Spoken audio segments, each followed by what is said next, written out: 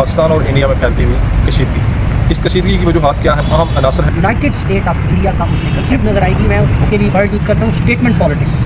Donald Trump کی ایک عادت ہے کہ وہ کوئی نہ کوئی ایسی اسٹیٹمنٹ وقت کے ساتھ ساتھ ڈرا کرتا ہے جس کے بحاف پر پوری دنیا کا اسمیرنگ پہ ہے کیا وہ سیکولر ہے۔ وہ جانا چاہتے ہیں چائنا بلاک میں، کیوں چائنا کی خود کو شو کرنا چاہ رہا ہے کہ وہ ایشیا کی سپر پاور ہے، کیوں کہ چائنا کو کنٹین کرنا ہے، چائنا سپر پاور کا جو ان کے پاس اسٹیٹس ہے اس کو قائم کرنا ہے۔ پاکستان کس پوزیشن پر ہے، انڈیا کس پوزیشن پر ہے؟ کیا آپ مرنے کے لیے تیار ہیں؟ آپ کے اندر وہ کیپیبلٹی ہے کہ آپ اس کو چلا سکیں، اس کو رن کر سکیں؟ ان کو ان کے گھر میں گھس کے مارا ہے، ان کو پتہ نہیں ہے۔ یہ پاکستانی فوج تمام چیزوں کو اچھی طرح سے بھانپ رہی ہے۔ پاکستانیوں کا جوش بھی دیکھا ہوگا اس صورتحال میں۔ اس گھر سے کوئی مقتل میں گیا تو شان سلامت رہتی ہے۔ پاکستانی مسلم قوم جو ہے یہ کبھی جنگ سے نہیں گھبرائی۔ اس دفعہ فینٹاسٹک ٹی نہیں ہوگی، اس دفعہ فینٹاسٹک کچھ اور ہوگا۔ اس دفعہ منہ سے کٹوا کے آئیے گا، ورنہ ہم کاٹیں گے تو آپ کی انسلٹ ہوگی۔ اور انشاءاللہ ناظرین، آپ دیکھ رہے ہیں یوٹیوب چینل نوٹیفیکیشن۔ آج میرا عنوان گفتگو ہے پاکستان اور انڈیا میں پھیلتی ہوئی کشیدگی، اس کشیدگی کی وجوہات کیا ہیں؟ اس کشیدگی کے پیچھے جو اہم عناصر ہیں وہ کون سے ہیں؟ ہم اس آج میرے ساتھ ایک پولیٹیکل انالسٹ موجود ہیں، عدنان طارق صاحب۔ جی عدنان طارق صاحب، ابھی جو موجودہ صورتحال چل رہی ہے پاکستان اور انڈیا کو لے کے، آپ کے خیال میں اس میں کیا وجوہات ہو سکتی ہیں اور کی پوائنٹ کون سے ہیں جس کی وجہ سے یہ سارا معاملہ پیش آیا ہے اور آپ اس کو کس نظر سے دیکھتے ہیں؟ Firstly thank you very much علی بھائی، آپ نے اس بڑے امپورٹنٹ ایشو پہ مجھے بات کرنے کے لیے موقع دیا۔ فرسٹ آف آل میں اس کو تھوڑا سا نا اس کا بیک گراؤنڈ لے کے جاؤں گا۔ آپ پچھلے الیکشن دیکھیں انڈیا کی، اور مودی کی ایک بڑی امپورٹنٹ اسٹیٹمنٹ اور وہ کس بحاف پر تھی، اس کو آپ نے ذرا لنک کرنا ہے، جس چیز سے میں لنک کروں گا آپ نے اس کا تجزیہ کرنا ہے کہ وہ اصل میں کیا کہنا چاہ رہا ہے۔ مودی کہتا ہے کہ انڈیا کے اراؤنڈ جتنے بھی کنٹریز ہیں، پاکستان ہے اس میں بنگلہ دیش، سری لنکا، بھوٹان، نیپال اور اس طرح کی تمام اسٹیٹ کا اس نے ذکر کیا۔ تو وہ کہتا ہے کہ میں آپ سب کو دعوت دیتا ہوں، آپ میرے ساتھ مل جائیں، خود کو میرے اندر ضم کریں، اور ایک یونائٹڈ اسٹیٹ آف انڈیا کا اس نے کنسیپٹ لیا تھا۔ اوکے، اچھا، پچھلے کچھ عرصے میں آپ پچھلی ڈونلڈ ٹرمپ کی جو پچھلا رائے اس کو اگر آپ فوکس کریں، ایک نظر اس پہ دوڑائیں تو آپ کو ایک چیز نظر آئے گی۔ میں اس کے لیے ورڈ یوز کرتا ہوں اسٹیٹمنٹ پالیٹکس۔ اسٹیٹمنٹ پالیٹکس یہ سیاسی بیانیہ۔ ڈونلڈ ٹرمپ کی ایک عادت ہے کہ وہ کوئی نہ کوئی ایسی اسٹیٹمنٹ وقت کے ساتھ ساتھ ڈرا کرتا ہے جس کے بحاف پر پوری دنیا کا اسمیرنگ چینج ہوتا ہے۔ جیسے ابھی ریسنٹلی اس نے ٹیرس لگائے ہیں، اس نے کینیڈا پہ پابندی لگائی ہے، چائنا پہ پابندی لگائی ہے۔ اس کے پیچھے بہت سارے عناصر ہیں، اور وہ ان اسٹیٹس کو کہہ رہا ہے، وہ میکسیکو کو کہہ رہا ہے، کینیڈا کو کہہ رہا ہے کہ آپ ہمیں جوائن کریں اور آپ بھی یونائٹڈ اسٹیٹ کا حصہ بن جائیں۔ اسی طرح کی اسٹیٹمنٹ پچھلے الیکشنز کے اندر آپ دیکھیں گے کہ مودی نے کہی تھی کہ یہ آس پاس کے جو کنٹریز ہیں یہ میرے اندر شامل ہوں اور ہم یونائٹڈ اسٹیٹ آف انڈیا بنائیں۔ وہ کس بنیاد پہ کہہ رہے ہیں؟ فرسٹ آف آل اس کی اکانومی اس وقت بہت اچھی ہے۔ جی عدنان بھائی، آپ نے بڑے اچھے الفاظوں میں چڑھاؤ کیا اس موضوع کے اوپر، لیکن میرا اس میں ایک سوال ہے کہ آپ دیکھ رہے ہیں کہ انڈیا کے اندر پاکستان کی نسبت ان امپلائمنٹ ریٹ جو ہے وہ زیادہ ہے۔ اگر وہ ایسا کرنا چاہ رہا ہے تو اس کے اندر دو تین عناصر ہیں، وہ یہ ہے کہ وہ اتنی زیادہ جو پاکستان کی عوام ہے اس کو امپلائمنٹ ریٹ کیسے اچھا کرے گا ان کے لیے۔ جیسے کہ آپ جانتے ہیں کہ پہلے ہی انڈیا کے اندر بہت ہی بڑے پیمانے پہ انڈیا میں عیسائی، سکھ اور ہندو، یہ تینوں ریجنس ہیں، ان کے درمیان بڑی کشیدگی چلتی آ رہی ہے۔ اگر ان کے درمیان مسلم بھی آ جائیں گے تو آپ کو لگتا ہے کہ وہاں پہ جو حالات ہیں وہ بگڑ جائیں گے؟ بڑا اچھا سوال ہے۔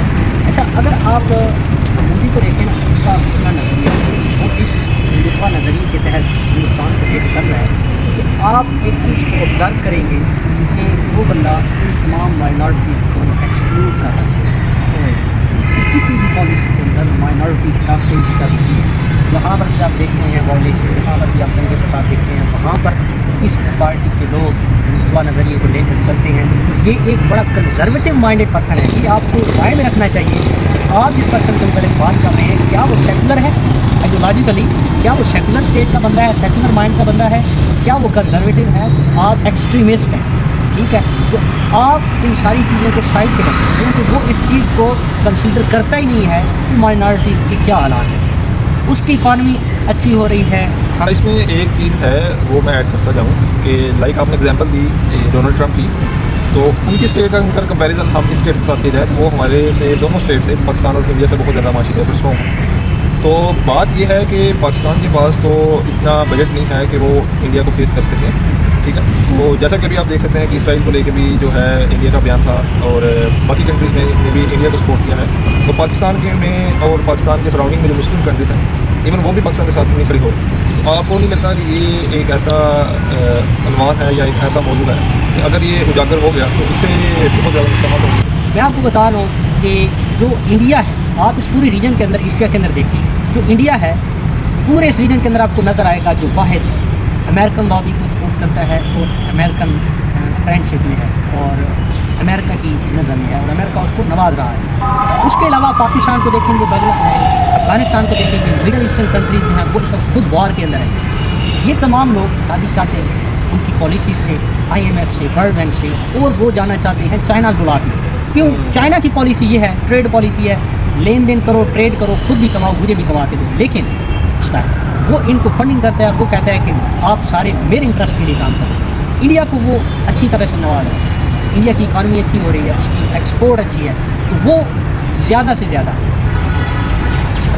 आप जिसे कह लें कि आर्म्स इंपोर्ट कर रहा है, बाकी चीज़ें जितनी ज़्यादा एक्सपोर्ट कर रहा है, सारे का सारा पैसा वो जदीद असले पर खर्च कर रहा है और वो खुद को शो करना चाह रहा है कि वो एशिया की सुपर पावर है। ये कंसेप्ट उसको अमेरिका से मिला है कि यूनाइटेड स्टेट ऑफ इंडिया बनाओ, इन कंट्रीज़ को अपने पीछे लगाओ। क्यों? कि चाइना को कंटेन करना है। चाइना को कंटेन करने के लिए उसे एक खिलाड़ी चाहिए एशिया के अंदर, और बेहतरीन खिलाड़ी उसका जो है उसको सपोर्ट कर रहा है फाइनेंशियली भी, हर तरह से भी। हर तरह की लॉबी के अंदर आपको नज़र आता है कि पाकिस्तान की निस्बत उसको ज़्यादा सपोर्ट की जाती है, उसके बयानियों को सपोर्ट की जाती है, उनकी बात को सुना जाता है और अपनी हेजमनी जो है, एक सुपर पावर का जो उनके पास स्टेटस है उसको कायम रखा है।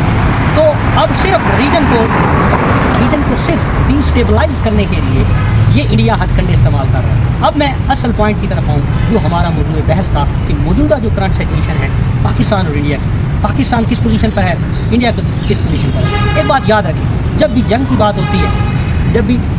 होती है तो इम्पॉर्टेंट ये होता है कि क्या आप मरने के लिए तैयार हैं, आपके पास हथियार हैं, आपको चलाना नहीं आते, वो हथियार किसी काम के नहीं। आपके पास हथियार हैं, आप चलाने से, मैदान में जाने से डरते हैं, वो हथियार किसी काम के नहीं। आपके पास हथियार हैं, आपके पास वो टेक्निकलिटीज़ नहीं हैं, वो गेम्स नहीं हैं, वो फार्मूलाज नहीं हैं। जैसे आपको मैं बड़ी प्रीवियस एग्जांपल दूं कि जो अभिनंदन का जहाज़ गिराया था पाकिस्तानियों ने, आपको पता है कि जिस जहाज़ ने उस जहाज़ को गिराया था वो पहले खुद लाक हुआ था, बट जो इनकी टेक्निकलिटी, जो फार्मूला इन्होंने लगाया, फिर उसी जहाज़ को इन्होंने लॉक किया, फिर उसको गिराया। तो ये चीज़ें होती हैं कि अगर आपके पास हथियार हैं, आपके पास अभी जैसे इंडिया ने फिर रशिया से मंगवाए हैं जेट्स वगैरह, तो क्या आपके अंदर वो कैपेबिलिटी है कि आप उसको चला सकें, उसको रन कर सकें उस तरह से जिस तरह से आपके सामने एक इंतहाई एक्सपर्ट प्लेयर है। जैसे पाकिस्तानी ने हमेशा, पाकिस्तानी एयरफोर्स ने हमेशा प्रूव किया है कि वो कभी नहीं हारे, और इंडिया ने जब भी कोशिश की है और हमने उनको उनके घर में घुस के मारा है, उनको पता नहीं है। रिसेंटली जो नाइट गुजरी है उसमें उनकी नकलो हरकत जो है वो हमने सारी नोट की है।